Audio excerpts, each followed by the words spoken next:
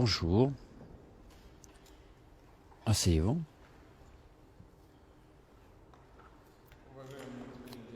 Cher Monsieur le Secrétaire Général,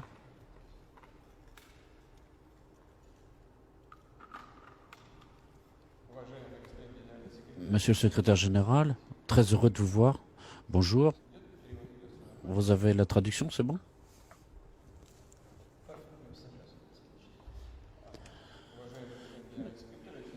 Cher Monsieur le Secrétaire Général, je suis très heureux de vous voir.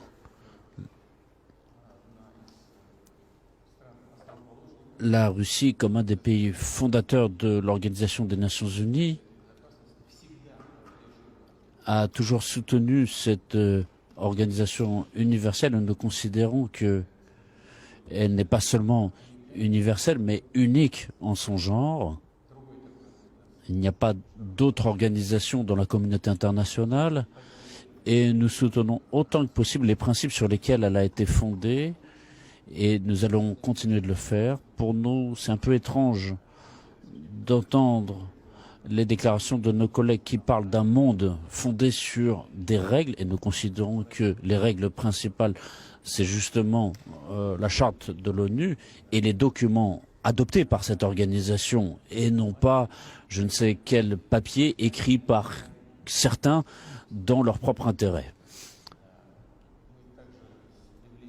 Nous regardons aussi avec étonnement les déclarations de collègues sur le fait qu'ils ont une situation exceptionnelle dans le monde, ou en tout cas ils le prétendent, parce que justement l'Organisation des Nations Unies considère que tous les participants de la communauté internationale sont égaux, indépendamment de leur puissance et de leur situation géographique. Et je pense que cela s'apparente à ce qui est inscrit dans la Bible. Nous sommes tous égaux et je pense que c'est la même chose que nous trouvons dans le Coran, dans la Torah. Tout le monde est égal devant Dieu, mais c'est un peu étrange d'entendre les idées selon lesquelles certains prétendent à une certaine exclusivité. Mais nous partirons de ce qu'il y a en réalité. Bien évidemment, l'ONU avait été créée pour résoudre les situations de crise. Elle a connu différentes étapes et encore tout récemment, il y a quelques années, nous avons entendu dire qu'elle avait vieilli, qu'elle n'était plus utile. Et cela intervenait au moment où elle gênait certains à parvenir à leurs objectifs. Et nous avons toujours dit que une organisation universelle telle que l'ONU est unique et elle a été créée justement après la Deuxième Guerre mondiale pour résoudre les différends à l'international. Je sais votre préoccupation concernant l'opération militaire spéciale menée par la Russie dans le Donbass, en Ukraine, et je pense que ce sera l'essentiel de notre discussion aujourd'hui. Et à cet égard, je tiendrai à noter que tout le problème est apparu après le coup d'État qui est intervenu en 2014 en Ukraine. C'est un fait évident. On peut le qualifier comme on veut. On peut avoir tel ou tel avis sur cette question, mais en tout cas, c'est véritablement un coup d'État anticonstitutionnel. Donc ensuite, il y a eu la manifestation de la volonté populaire des habitants de la Crimée et de Sébastopol.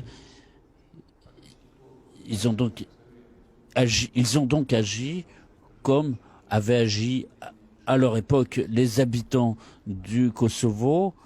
Donc ils ont manifesté leur demande d'indépendance et ensuite ils ont demandé à se rattacher à la Fédération de Russie.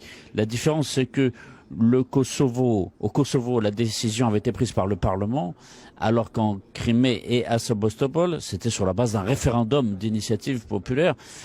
Et c'est le même problème qui s'est manifesté dans le sud-est de l'Ukraine, c'est-à-dire qu'il y a deux territoires, deux entités n'ont pas accepté le coup d'État de 2014 et elles ont fait l'objet de pressions très très fortes, notamment par le biais d'une opération militaire avec l'emploi de l'aviation de combat et de l'artillerie lourde. Et c'est ainsi que la crise est apparue dans le Donbass, dans le sud-est ukrainien. Et comme on le sait, après une nouvelle tentative vaine de Kiev de résoudre par la force cette situation, donc des accords ont été conclus à Minsk, dans la ville de Minsk, et c'est ce qu'on a appelé les accords de Minsk, visant donc le règlement de cette situation dans le Donbass. Malheureusement, pour nous, pendant 8 ans, nous avons vu que les personnes sur place se retrouvaient victimes d'un blocus, et les autorités de Kiev l'ont dit publiquement. Elles ont dit qu'elles organisaient un blocus. Elles ne se sont pas gênées pour le dire, alors qu'au début, elles ne le disaient pas. Et donc, il y a toujours une pression militaire. Et dans ces conditions, après que les autorités de Kiev ont publiquement, j'insiste là-dessus, publiquement, par la voix des premiers responsables de l'État, ont dit qu'elles n'étaient pas prêtes à respecter les accords de Minsk, dans ces conditions de génocide, nous avons reconnu ces 2 territoires comme indépendants. C'était une mesure, je le répète, obligatoire. Nous étions obligés de le faire. Malheureusement, nos collègues occidentaux ont préféré ne pas remarquer tout cela, et après que nous avons reconnu l'indépendance de ces pays, ces États se sont adressés à nous pour demander une aide militaire pour résister contre cette agression. Et nous avons, en vertu de l'article 51 de la Charte de l'ONU, nous avons été obligés de le faire, et c'est là que nous avons lancé cette opération militaire. Je voudrais vous informer du fait que, malgré le déroulement en cours de cette opération militaire, nous espérons que nous parviendrons à trouver un accord par la voie diplomatique. Nous avons des pourparlers, nous n'y renonçons pas. Et de plus, lors des discussions d'Istanbul, je sais que vous étiez justement aujourd'hui, vous avez parlé aujourd'hui avec le président Erdogan, nous avons pu obtenir un certain progrès, une avancée, parce que la demande de garantie de sécurité de l'Ukraine, justement, nos collègues ukrainiens n'ont pas lié cela à une notion telle que le respect des frontières nationales, et en mettant entre parenthèses le sort de la Crimée, de Sébastopol et des républiques de Donbass qui ont été reconnues par la Russie. Donc il y a des conditions. Mais malheureusement, la conclusion de ces pourparlers a montré que, en tout cas, il y avait une intention de notre part de créer des conditions favorables à un accord.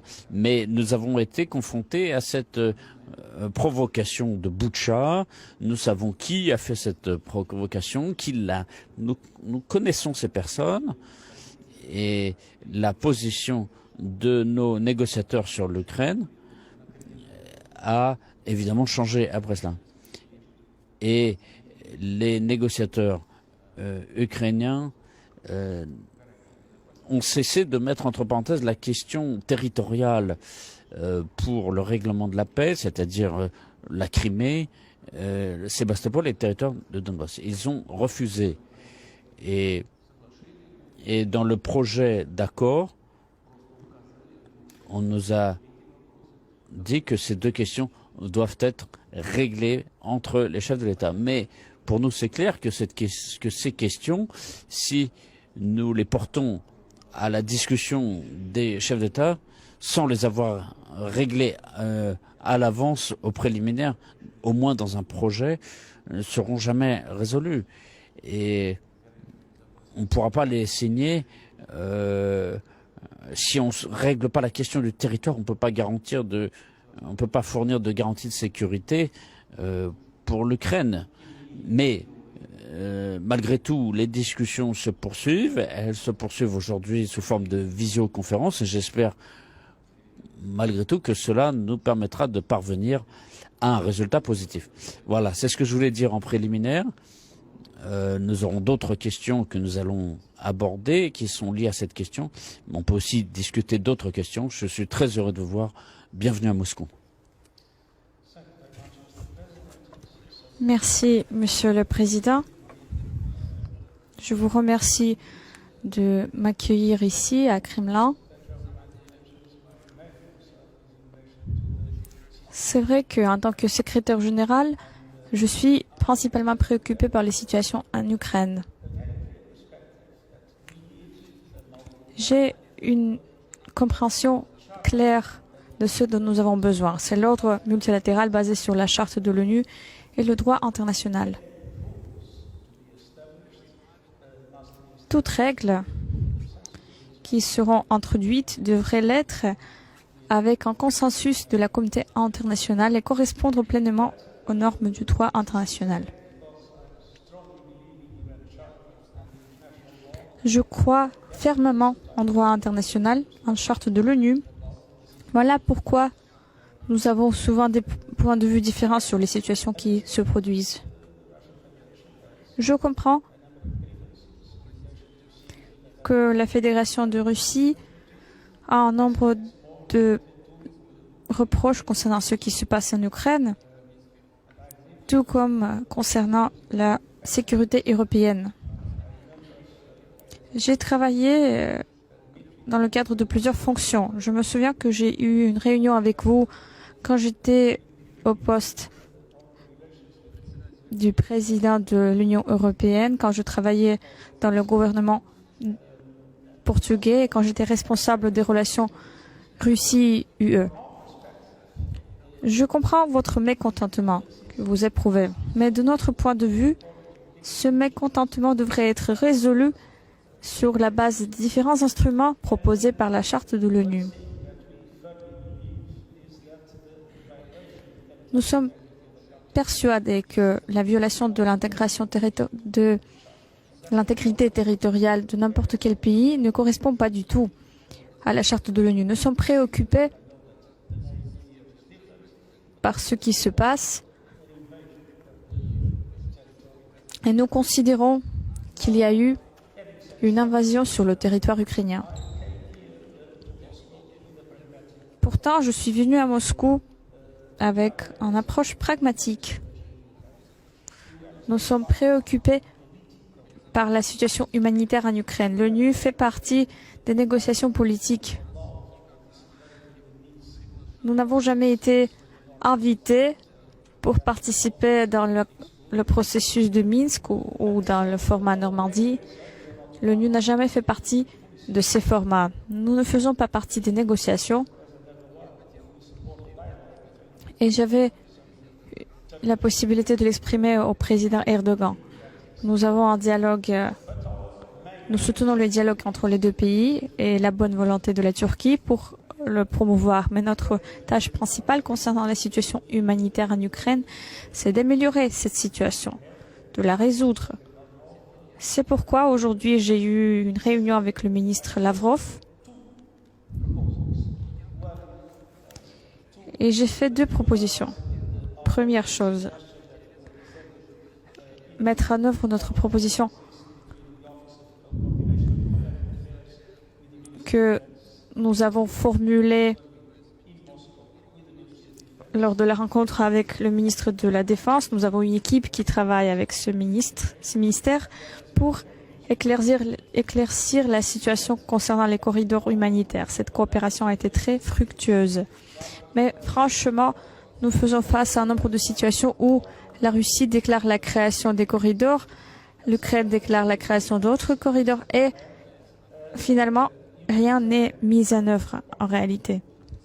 Voilà pourquoi nous proposons de créer un groupe de contact humanitaire dans le cadre duquel la Russie, l'Ukraine et l'ONU pourront discuter ensemble des situations pour que ces corridors soient vraiment efficaces, pour que personne n'ait de prétexte pour éviter cette mise en œuvre. De l'autre côté, nous comprenons à quel point la situation à Mariupol est difficile. Encore une fois, concernant cette situation, je voudrais dire que l'ONU est prête à mobiliser toutes ces possibilités logistiques et toutes ces ressources humaines ensemble avec la Croix-Rouge. Hier, j'ai discuté avec Peter Maurer. Il soutient pleinement cette initiative. Il est prêt à travailler ensemble. L'idée, c'est que nous devrions travailler ensemble avec les forces armées de la Russie et de l'Ukraine pour, une fois pour toutes, résoudre ce problème. Ce sera une opération d'abord pour évacuer les personnes civiles de l'usine. La Russie est accusée constamment du fait que cette évacuation n'a pas lieu. De l'autre côté, la Russie a annoncé la création des corridors qui ne sont quand même pas utilisés. Nous sommes prêts, ensemble avec la Croix-Rouge, avec la Russie et l'Ukraine, à évaluer la situation. À l'espace de 2-3 jours, cela permettra d'évacuer ceux qui voudraient s'évacuer. C'est un processus tout à fait volontaire. De l'autre côté, en ce qui concerne Mariupol,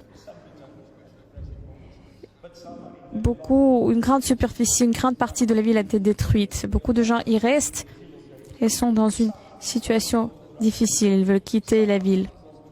Certains veulent partir pour la Fédération de Russie, d'autres sur les territoires contrôlés par les forces ukrainiennes. Ensemble, avec la Croix-Rouge, nous serons prêts à utiliser toutes nos ressources pour travailler ensemble avec les autorités russes et celles de l'Ukraine pour créer cette opportunité, pour garantir une évacuation de ces personnes. Ce sera un processus un peu plus long. Il faudra avoir des formes de coopération concrètes, spécifiques, mais nous avons un très grand intérêt à le faire. Nous poursuivons un seul but, apaiser la situation des gens, réduire leur souffrance. Comme je l'ai dit déjà, on ne peut le faire qu'en réunissant les deux parties et la Croix-Rouge, en créant les conditions nécessaires en toute transparence, pour que personne ne puisse accuser les autres en disant que quelque chose n'a pas lieu. Si vous me permettez, je connais très bien, personnellement, j'ai lu tous les documents du tribunal international sur le Kosovo. Je me souviens parfaitement de la décision prise par le tribunal sur le fait que lors de l'autodétermination, tel ou tel territoire, quel qu'en fût l'État, n'est pas obligé de demander aux autorités de son pays. C'était dit à l'égard du Kosovo. Et c'est là la décision du tribunal international. Et cette décision a été soutenue par tous. J'ai lu moi-même tous les commentaires politiques, les organes politiques, juridiques des États-Unis, de l'Europe. Tout le monde a soutenu cela. S'il en va ainsi, ça veut dire que les républiques du Donbass, la République de Donetsk et la République de Lugansk ont le même droit, sans s'adresser aux organes centraux de pouvoir d'Ukraine, à demander leur indépendance. Parce que le précédent a été créé. C'est ainsi? Vous êtes d'accord avec moi? Avant tout, Monsieur le Président, l'Organisation des Nations Unies ne reconnaît pas Kosovo. Oui, mais le tribunal, lui, l'a reconnu. C'est le tribunal qui l'a reconnu. Ça veut dire que si ce précédent a été créé, ça veut dire que c'était la même chose qui pouvait se faire dans le Donbass. En faisant cela, nous, de notre côté, nous avions le droit de les reconnaître comme États indépendants. Et c'est ainsi que beaucoup de pays dans le monde l'ont fait, et notamment nos opposants occidentaux, à l'égard du Kosovo. Le Kosovo a été reconnu par beaucoup de pays, c'est un fait, par beaucoup de pays occidentaux, en tant qu'État indépendant. C'est la même chose que nous avons faite à l'égard des républiques de Donbass. Mais après que nous avons fait cela, ils nous ont demandé de leur apporter une aide militaire à l'état de l'État qui mène contre eux une opération militaire. Et nous avions le droit de faire cela conformément à l'article 51 de la Charte de l'ONU. Attendez, on va en parler encore avec vous. La deuxième partie de votre question. Il s'agit de Mariupol. Là-bas, la situation est complexe. Elle est tragique.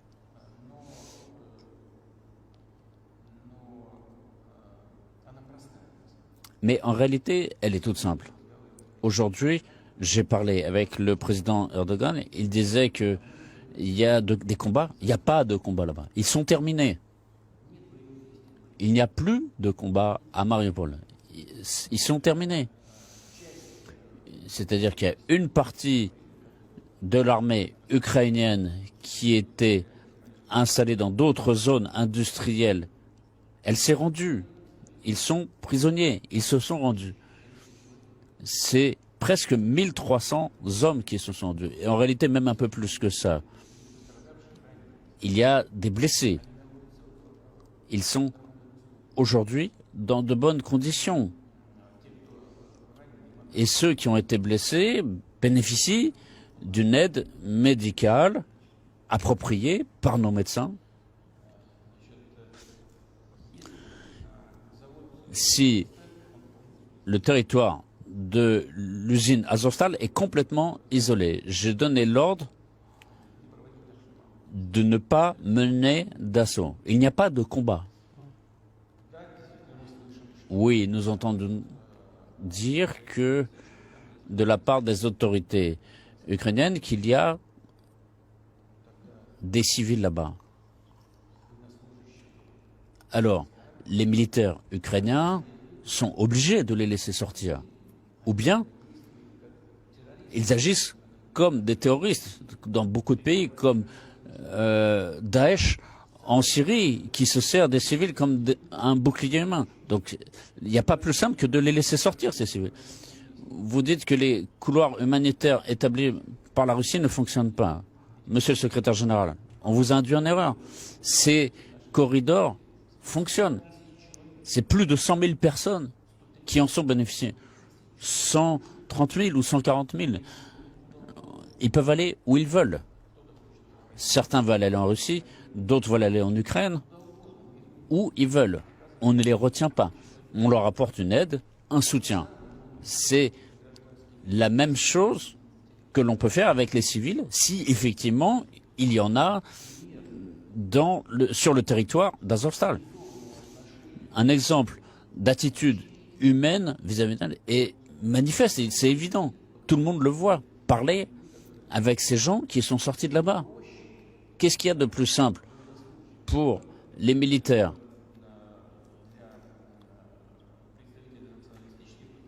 pour les membres du bataillon, les laisser partir, les retenir, s'en servir de bouclier humain, c'est inhumain. On a un contact avec eux.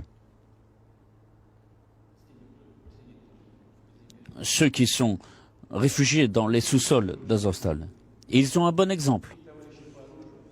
Leurs compagnons d'armes qui se sont rendus. Plus de 1000 personnes, 1300 personnes. Il leur arrive rien de plus. Si Monsieur le secrétaire général voulait voir, on peut travailler avec les représentants de la Croix-Rouge, avec d'autres représentants des Nations Unies, et voir dans quelles conditions ils sont retenus, voir ce qu'on fait avec les blessés. C'est la décision la plus simple qu'on peut faire pour cette question qui, au premier abord, n'est pas